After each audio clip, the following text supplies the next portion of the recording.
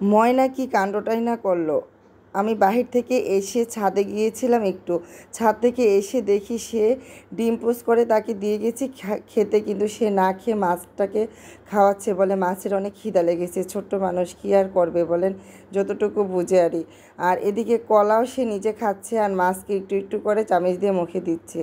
তো যাই হোক, অনেকগুলি বাজার করে নিয়ে আসছিলাম, তো বাজারগুলি রেখে আমি ছাদে চলে গিয়েছিলাম। কেন গিয়েছিলাম সম্পূর্ণ ভিডিওতে আছে। আর আজকে আপনাদের ভাইয়ের পছন্দের রান্না করব, সম্পূর্ণ ভিডিওর সাথে থাকবেন, আশা করি সবার খুব ভালো লাগবে। আসসালামু আলাইকুম। এই যে বিলম্বগুলি, এগুলি হচ্ছে আপনাদের ভাইয়ের অনেক বেশি পছন্দ। এটা দিয়ে টক রান্না করলে তার এত বেশি পছন্দ। তো আজকে সেই রেসিপিটাই আপনাদের সাথে শেয়ার করব। আর এই সিজনে তাল দেখলেই আমার কেন জানি ভয় লাগতো, তো আজকে সেই ভয় ভেঙে তালও কিনে নিয়ে আসলাম। আর এই যে ছাদে গিয়েছিলাম, এই যে আমার গাছের এই বাড়িয়া মরিচগুলি আনতে, কারণ টক রান্না করবো আর গাছের মরিচ দিয়ে রান্না করলে তো অনেক বেশি টেস্ট হবে।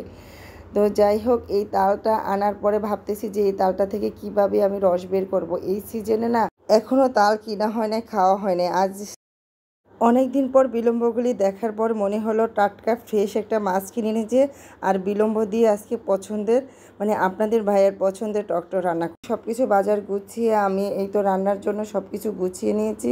এখানে বিলম্বগুলি 4 পিস করে কেটে ভিতরে বিচিটা ফেলে দিয়েছি।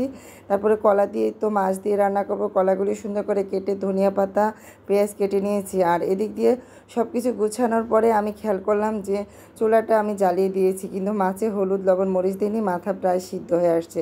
তারপরে এই পর্যায়ে এসে হলুদ আর লবণ মরিচ দিয়ে এই তো মাথাটা আবার জাল করে নিচ্ছি। আর মাছের পিসগুলি সুন্দর করে ভেজে নিচ্ছি তরকারি রান্না করার জন্য।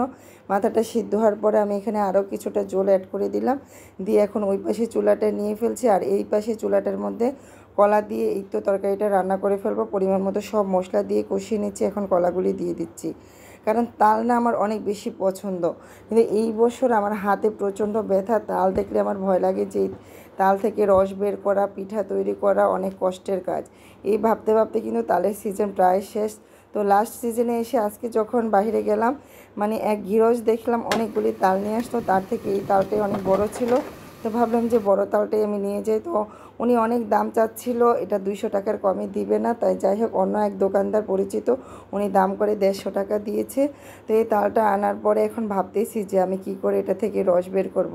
কারণ সিজনে না সব কিছু আমি খাওয়ার চেষ্টা করি, প্রতি সিজনে তাল থেকে পায়েস তৈরি করি, তাল ঝাল করে নারিকেল দিয়ে মুড়ি দিয়ে খাই, দুধ দিয়ে, তারপরে তালের পিঠা খাই। আর সিজন চলে যাচ্ছে, এবছর তাল খাবো না কেমন একটা ব্যাপার না, অন্ততপক্ষে পিঠাটাও তো খাওয়া উচিত। আর এই তালটা যখনই তো আমাদের আব্বাজানের কথা বেশি মনে পড়তেছে, আব্বাজানদের, তারা অনেক বেশি পছন্দ করে। প্রতি বছরই চেষ্টা করি তাদেরকে তালের পিঠাটা খাওয়ানোর। তো যাই হোক, বেঁচে থাকলে হয়তো আবার খাওয়াবো, আর যারা আছে তাদেরকে নিয়ে হয়তো এই একটা তালের পিঠা খাবো। তো যাই হোক, এই যে আপনাদের ভাইয়ের পছন্দের রেসিপি হলো বিলম্ব দিয়ে টক। এই টকটা যখন রান্না করতেছি আপনাদের ভাইয়াদের ভাইয়ার কথা অনেক বেশি মনে পড়তেছে, কারণ সে বিলম্ব টকটা অনেক বেশি পছন্দ করে। আর এখানে আমি এই তো বিলম্বগুলি দেওয়ার পরে অনেকটাই জাল করে নিয়েছি। তারপরে এই যে আমার গাছের বাড়িয়া মরিচ, তারপরে হচ্ছে রসুন পেঁয়াজ পরিমাণ মতো ব্লেন্ডার করে নিয়েছি, সেটাও দিয়ে দিলাম। টকের মেইন মশলাই হচ্ছে এই যে মরিচ আর হচ্ছে রসুন পেঁয়াজ, এটা না দিলে টকের আসল স্বাদটাই পাওয়া যায় না। তো এটা আমাদের চাঁদপুর কুমিল্লার মানুষটাই বেশি পছন্দ করি, অন্য ডিস্ট্রিক্টের মানুষ পছন্দ করে কি না আমার জানা নেই। তবে যারা আমরা কুমিল্লা চাঁদপুরের আছে তারা এই টকটাই গরমের সিজন হোক আর শীতের সিজন হোক অনেক বেশি পছন্দ করি। তবে গরমে খেতে একটু বেশি ভালো লাগে। আর শীতের লাস্টের দিকে যখন গরম আসে, টমেটো দিয়ে আম দিয়ে এই টকটা খেতে অনেক বেশি ভালো লাগে। তো প্রত্যেকটা সিজনে আমি টক খাওয়ার চেষ্টা করি, যেমন চালতা টক, তারপরে জলপাই টক, আমের টক, বিলম্বর টক,